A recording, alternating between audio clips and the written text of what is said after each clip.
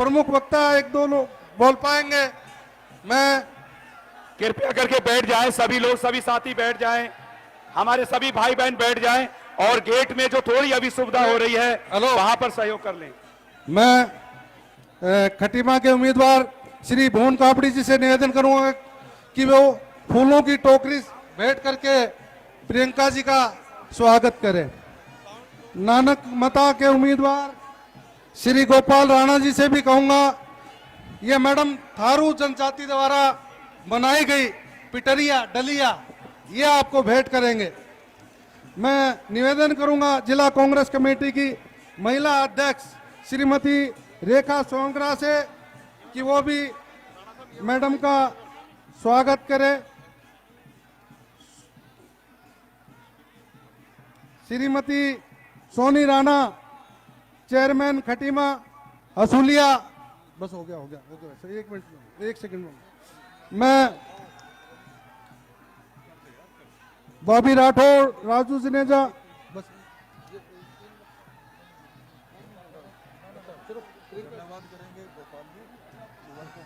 हाँ, समय का अभाव है इसलिए मैं चाहूंगा कि हमारे यहाँ के उम्मीदवार जिनके पक्ष में आप आए हैं, मैं भाई खटीमा के उम्मीदवार भुवन कापड़ी जी से कहूंगा कि वो अपनी बात रखे। भुवन कापड़ी जी।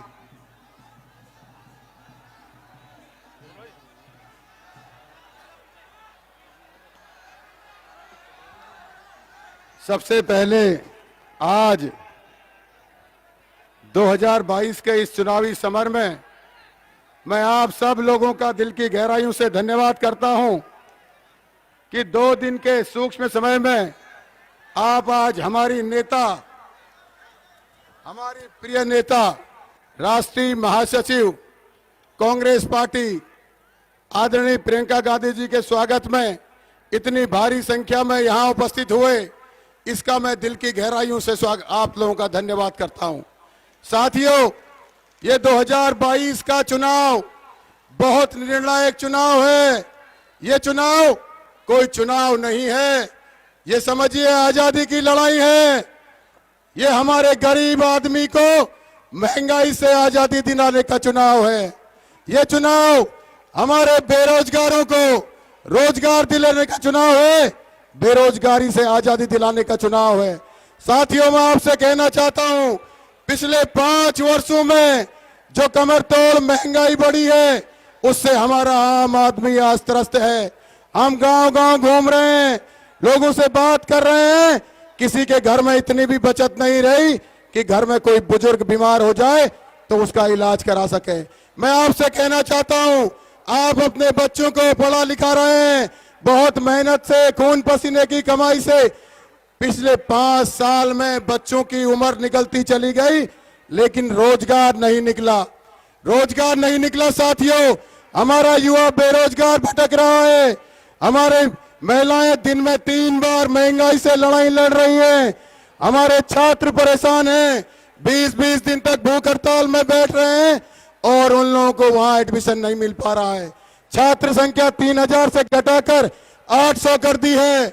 यहाँ गांव-गांव हमारे किसानों को, खेतों को वो गाय, आवारा पशु बर्बाद कर रहे हैं और इनकी कमी के कारण हमारे कई लोगों ने एक्सीडेंट से अपनी जान दे दी है।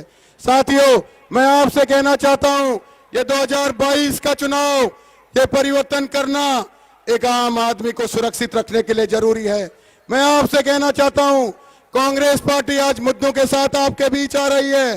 कांग्रेस के लोग कह रहे हैं कि भैया हम आपके बच्चों को 4 लाख रोजगार देंगे, हम आपके यहाँ सिलेंडर 500 से कम करेंगे, महंगाई को कम करेंगे, बेरोजगारी को कम करेंगे, छात्रों की शिक्षा के संस्थान खोलेंगे। और भारतीय जनता पार्टी के लोग रात रात को घूम रहे हैं और कह रहे हैं भैया आप कंबल ले लो, आप कंबल ले लो, कुकर ले लो, चूड़ी बिंदी ले लो, पैसे ले लो, रात रात भर घूम रहे हैं। अगर हमारे साथी उन्हें मना कर रहे हैं तो पुलिस प्रशासन और उसके दबाव में उन पे मुकदमे लिखे जा रहे हैं। साथियों, ये देखिए, एक मुख्यमंत्री जो चुनाव लड़ रहे हैं, ये बिंदी बांट रहे हैं। देखिए, ये बिंदी हमारी परंपरा में, हमारी परंपरा में बिंदी देने का अधिकार पति को है, चूड़ी देने का अधिकार पति को है अपनी पत्नी के लिए। आज ये भाजपा के लोग चूड़ी बिंदी बांट रहे हैं।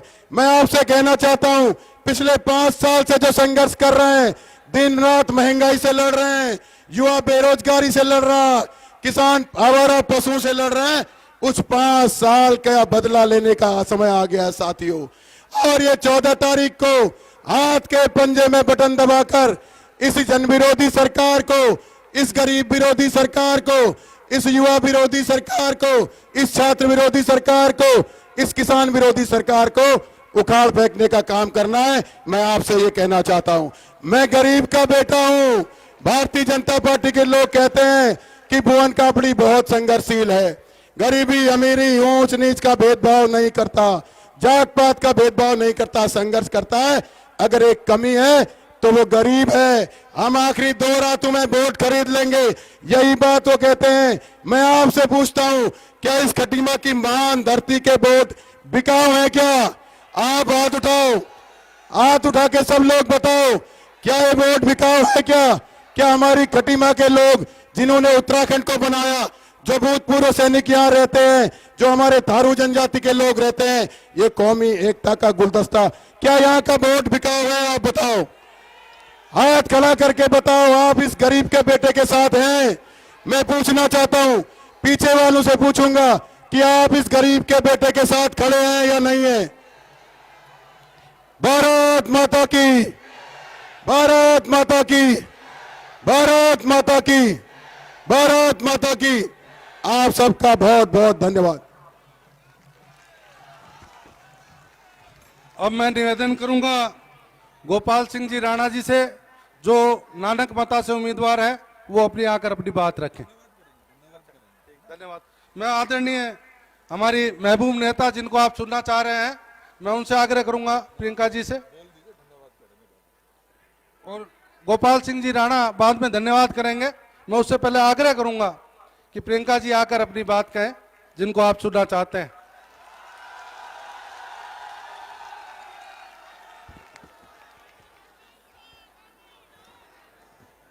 प्यारी बहनें और भाइयों, इस सभा में आप सबको बहुत बहुत स्वागत। देवेंद्र यादव जी, श्री भुवन कापड़ी जी, श्री कुलदीप इंदौरा जी, श्री गोपाल सिंह राणा जी, श्री जितेंद्र शर्मा जी, कांग्रेस पार्टी के सभी साथियों, सभी नेतागण, एनएसयूआई, यूथ कांग्रेस, महिला कांग्रेस, सेवा दल, मेरे मीडिया के भाइयों और बहनों, आप सबका बहुत बहुत स्वागत। पूर्णागिरी मैया की, पूर्णागिरी मैया की, पूर्णागिरी मैया की। कुमाऊं की इस धरती का मेरा नमन, यहाँ के शहीदों को नमन, यहाँ की थारू जनजाति महिलाओं को भी नमन, जो अपने समाज की सबसे बड़ी शक्ति हैं। यहाँ के पूर्व सैनिकों को नमन। ये धरती एक ऐसी धरती है जो हिंदुस्तान में एक मिसाल है। यहाँ सभी धर्मों के लोग एकजुट होकर रहते हैं। यहाँ आकर मुझे बहुत खुशी हुई और आप सबसे कुछ बातें करने के लिए भी मुझे बहुत खुशी हो रही है। देखिए, चुनाव आ गया है। यहाँ पे मुझे बहुत सारे नौजवान दिख रहे हैं। कितने नौजवान हैं, जरा हाथ उठाएं।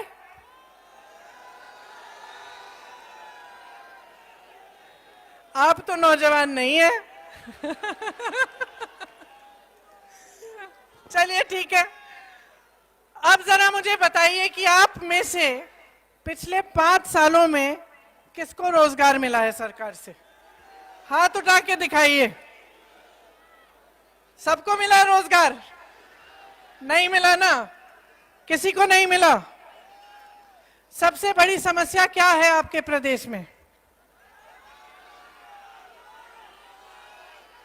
रोजगार, महंगाई, और किसानों की जो समस्याएं हैं, यही है ना 3 सबसे बड़ी समस्याएं। मैं आपको बताती हूं कि यहां आके मुझे ताज्जुब क्यों हुआ। जैसे मैं हेलीकॉप्टर में थी, मुझे बताया गया कि ये मुख्यमंत्री जी का क्षेत्र है, उनकी विधानसभा है। हेलीकॉप्टर उतरा, वहां से यहां तक आते हुए मैंने सोचा कि मुख्यमंत्री जी की विधानसभा है, खूब विकास हुआ होगा। इतना तो देखिए हर प्रदेश में हर मुख्यमंत्री कर लेता है, अपनी विधानसभा का विकास कर लेता है। अच्छी अच्छी सड़कें होती हैं, चाहे किसी भी पार्टी का हो। मुझे ताज्जुब हुआ यहाँ की स्थिति देख के, यहाँ की सड़क को देख के, ये देख के कि आपके मुख्यमंत्री ने पिछले 5 सालों में आपके लिए कुछ नहीं किया है। ये बात मुझसे अच्छी तरह आप सब तो जानते ही होंगे। देखिए, आप उत्तर प्रदेश से लगे हुए हैं, मैं जानती हूं कि आपकी क्या क्या समस्याएं हैं। हर जगह किसानों की समस्याएं, उनके संकट इतने बड़े हैं कि उनका सामना करना मुश्किल हो रहा है। खाद का वितरण नहीं होता, फसल का आपको दाम नहीं मिलता। कितना मिल रहा है आपको गन्ने के लिए, बताइए कितने रुपए क्विंटल मिलता है? मैं जानती हूं कि सही दाम नहीं मिलता, गेहूं का नहीं मिलता, धान का नहीं मिलता, गन्ने के लिए नहीं मिलता। यहां पे किसान सिर्फ संघर्ष कर रहा है। आपने देखा कि किसान के आंदोलन के साथ क्या हुआ। 1 साल के लिए, पूरे साल के लिए किसान आंदोलन करते रहे, रोजी रोटी नहीं कमा पाए। आप ऐसे कानून ला रहे थे जिससे मेहनत करे किसान, फायदा हो बड़े बड़े उद्योगपतियों का। इसीलिए अपनी समझदारी और अपनी विवेक से आपके प्रदेश के और उत्तर प्रदेश के, पंजाब के, हरियाणा के किसानों ने आंदोलन किया। कितने किसान शहीद हुए इस आंदोलन में, आप बताइए। उस पूरे समय में इस सरकार के एक भी मंत्री ने, प्रधानमंत्री ने आपसे पूछा, आपके पास आए कि आपकी क्या समस्या है, इसको कैसे सुलझाएं? अब सरकार की नीयत भी देख लीजिए। 1 साल के लिए किसान आंदोलन कर रहा है, कोई पूछता नहीं है, किसानों तक पहुंचता नहीं है पूछने की कैसा क्या है, क्या समस्या है, कैसे सुलझाएं। चुनाव आने लगा, चुनाव आने से 1 महीने पहले किसान कानून रद्द कर दिए। रद्द करने के बाद भी जब इनसे पूछा गया कि जो शहीद किसान हैं उनके लिए आप क्या करेंगे, उन्होंने कहा शहीद किसान तो है ही नहीं, सूची ही नहीं है हमारे पास, हम क्या करें मदद उनकी। तो नियत समझ लीजिए। आपके यहाँ भी आवारा पशु की बहुत बड़ी समस्या है, उसे सुलझाने के लिए क्या किया? कुछ नहीं। बेरोजगारी की बात करते हैं, बड़ी बड़ी संस्थाएं हैं, BHEL जैसे, रेलवेज जैसे, जहां से बहुत रोजगार मिलते हैं। सरकार क्या कर रही है? इन्हें बेचने की योजना बना रही है। किसको बेचेगी? उन्हीं 2-3 उद्योगपतियों को जिनको पूरा किसान कानूनों से फायदा होने जा रहा था, उन्हीं को बेचने जा रही है। देश के सारे बंदरगाह किसको बेचे? किसको? देश के सारे हवाई अड्डे किसको बेचे? देश की सारी मीडिया किसके पास है?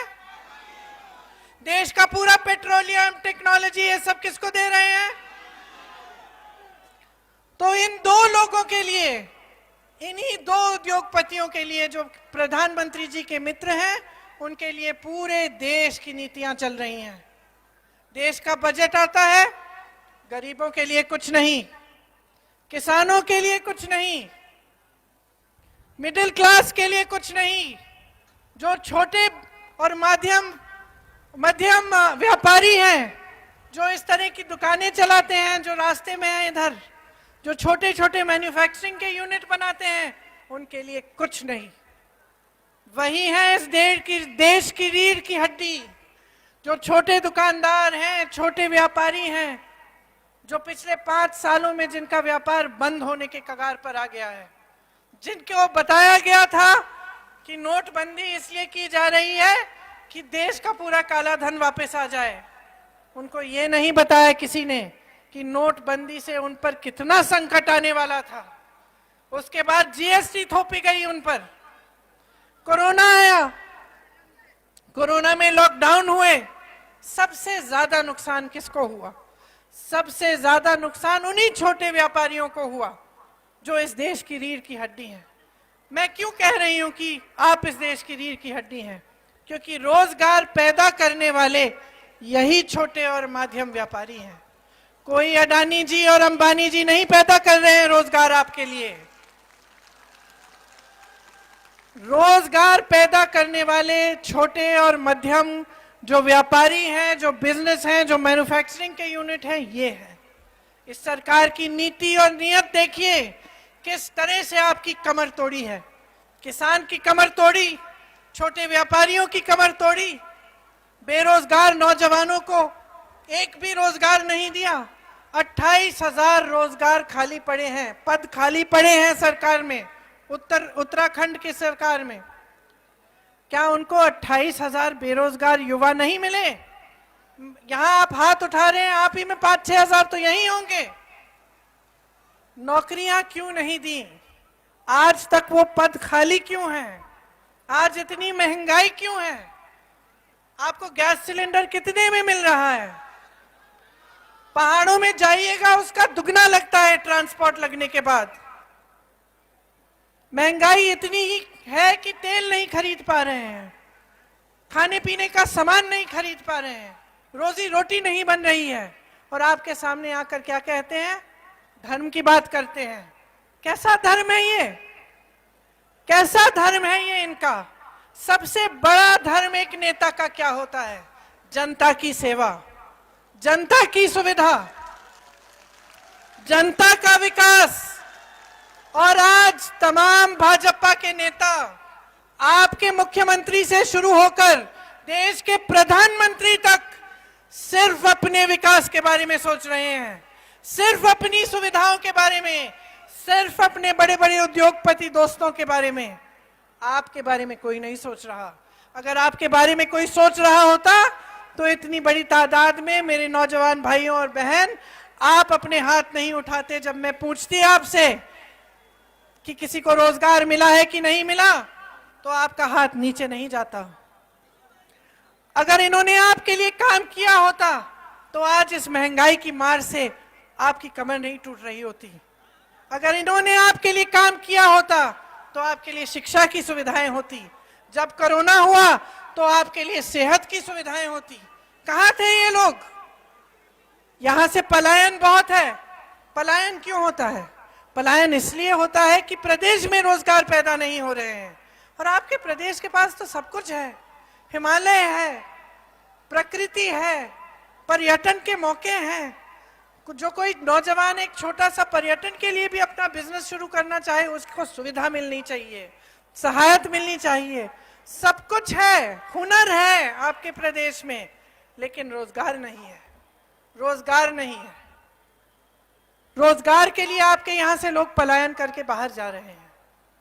पलायन करके बाहर जाते हैं, इतनी मेहनत से वो काम करते हैं, दिन रात काम करके घर पैसा भेजते हैं। इस सरकार ने क्या किया? जब कोरोना आया एक दिन में कह दिया लॉकडाउन हो गया, बसें बंद, ट्रेन बंद, जाओ घर अपने।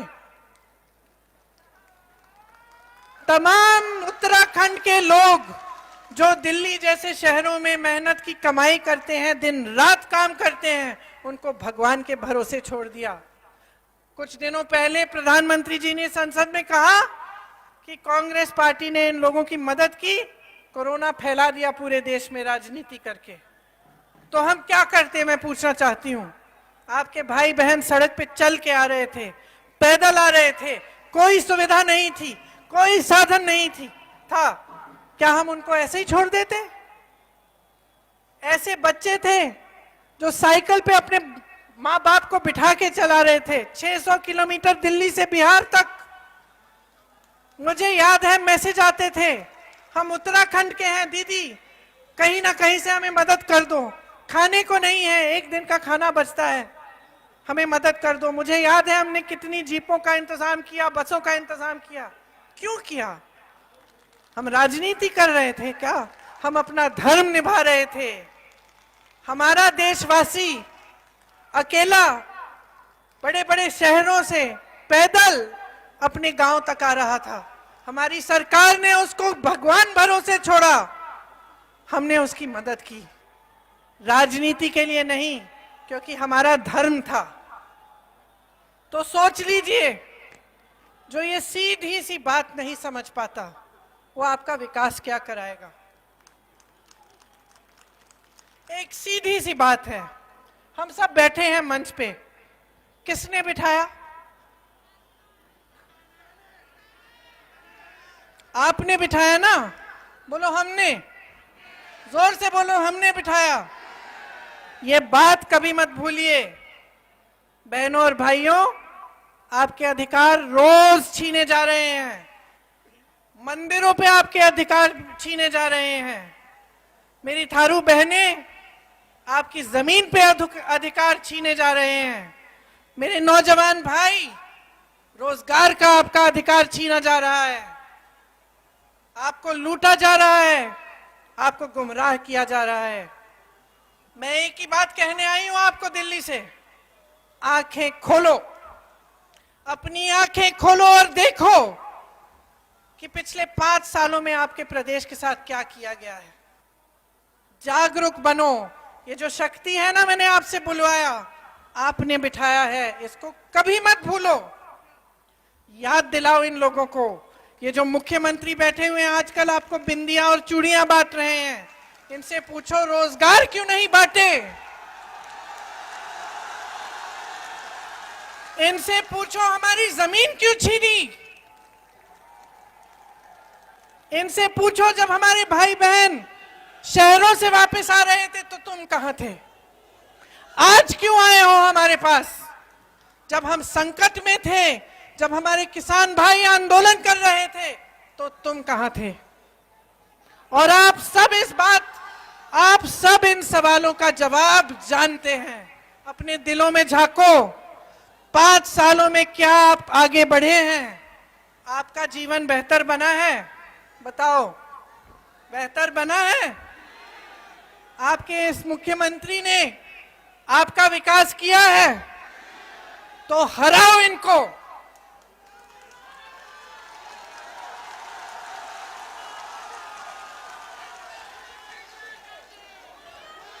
खापरी जी, इनको पहचानो। कौन है ये? कौन है ये? ये वो शख्स हैं जिन्होंने जो भी इनको शगुन मिला था अपनी शादी के लिए, इन्होंने उसको आपकी भलाई के लिए इस्तेमाल किया।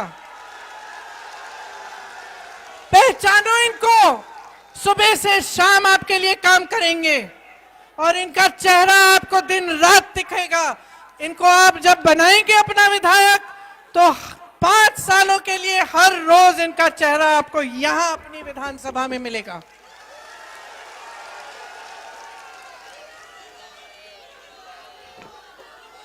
कांग्रेस पार्टी आपके लिए काम करने का मौका चाहती है, आपकी सेवा करने का मौका चाहती है। सच्चे दिल से सेवा, खोखली सेवा नहीं जो सिर्फ विज्ञापनों पे दिखती है, वो सेवा नहीं जो हम सड़कों पे जा रहे थे, बड़े बड़े विज्ञापन रखे हैं कि विकास हुआ और नीचे सड़क पे गड्ढे हैं। वो वाली सेवा नहीं, वो वाली सेवा नहीं जो चुनाव से पहले आकर कुछ नया उद्घाटन कर लेते हैं लेकिन 5 सालों से कोई उद्घाटन ही नहीं करते। वो वाली सेवा नहीं जो आपको 5 साल में एक बार दिखती है और वो भी मांगने के लिए, देने के लिए नहीं। वो सेवा जो रोज रोज आपके लिए काम करना चाहते हैं, वो सेवा जो आपके लिए सुविधाएं बनाए, वो सेवा जो आपके क्षेत्र का विकास करे। तो मैं आपसे आग्रह करती हूं कि हमारे उम्मीदवार कापरी जी और गोपाल जी आइए, हमारे दोनों उम्मीदवारों को भारी से भारी बहुमत से जिताओ। ये कांग्रेस पार्टी को जिताने का काम नहीं कर रहे हैं आप, ये आप अपना भविष्य बनाने का काम कर रहे हैं। आपके भविष्य को आपके हाथों से छीना जा रहा है, बड़े बड़े उद्योगपतियों को दिया जा रहा है, आपकी मेहनत की कमाई उनके पास जा रही है। रोको इसको, इस तरह की राजनीति को रोको, ये आपकी जिम्मेदारी है। यही मांगने आई हूं मैं आपसे, अपने देश के प्रति, अपने प्रदेश के प्रति अपनी जिम्मेदारी को निभाओ। वही जिम्मेदारी आपकी अपने बच्चों के प्रति है, उनका भविष्य बनाना है। तो ये जो वोट है, जो आपकी इतनी बड़ी ताकत है, उसको समझिए, एकजुट होकर उसको उसी पार्टी को दीजिए अपना वोट जो आपका विकास कराए। आपने बहुत ध्यान से मेरी बातें सुनी हैं, खासतौर से मेरी बहनों ने। अंत में मैं आपको बताना चाहती हूं कि कांग्रेस पार्टी ने कुछ घोषणाएं की हैं। ये घोषणाएं क्या हैं और किस तरह से आपके जीवन को बेहतर बनाएंगी। सबसे पहली बात यह है कि यहाँ की प्रकृति और यहाँ की परंपराओं के साथ खिलवाड़ बंद होगा, कोई छेड़छाड़ नहीं होगी। इसके बाद हम कह रहे हैं कि हमारी सरकार बनते ही 4 लाख रोजगार दिलवाएंगे। अब आप पूछोगे कि कहां से आएंगे 4 लाख रोजगार, क्योंकि सब कहते हैं चुनाव से पहले। हम बताएंगे, ये जो 28,000 खाली पद है, सबसे पहले हम इनको भरेंगे। पर्यटन पुलिस बनाएंगे जिसमें नए पद बनेंगे। पर्यटन के लिए ऐसे मौके खड़े करेंगे जिससे हमारे नौजवान भाई बहनों के लिए तमाम रोजगार पैदा हों। फिर हम कह रहे हैं कि गांव-गांव में स्वास्थ्य सुविधाएं पहुंचाएंगे। आपने देखा कि कोरोना में क्या हुआ, स्वास्थ्य की सुविधा के लिए कितना संघर्ष करना पड़ा। आज भी पहाड़ों में स्वास्थ्य सुविधाओं तक पहुंचने के लिए क्या क्या जतन करने पड़ते हैं। इसीलिए हमने तय किया है कि नई तकनीकों के साथ, ड्रोन के साथ, नए तकनीकों के साथ हम गांव-गांव तक स्वास्थ्य सुविधाएं पहुंचाएंगे। आज गैस सिलेंडर कितना महंगा है, इस सरकार ने कहा हम एक गैस सिलेंडर मुफ्त दे देते हैं, इससे हमें वोट मिल जाएंगे और हमारी जिम्मेदारी खत्म हो जाएगी। हम कह रहे हैं कि ये गलत सोच है। हम कह रहे हैं कि जो गैस सिलेंडर आपको मिलेगा, 500 रुपए से ज्यादा हम उसके दाम को बढ़ने नहीं देंगे। हम समझते हैं, कांग्रेस पार्टी समझती है कि आप कितने संघर्ष कर रहे हैं, आप कितने संकट के का सामना कर रहे हैं। तो जो सबसे गरीब परिवार हैं, जिनको सबसे ज्यादा संघर्ष का सामना करना पड़ा, वो 5 लाख परिवारों को 40,000 रुपए सालाना कांग्रेस पार्टी की सरकार देगी।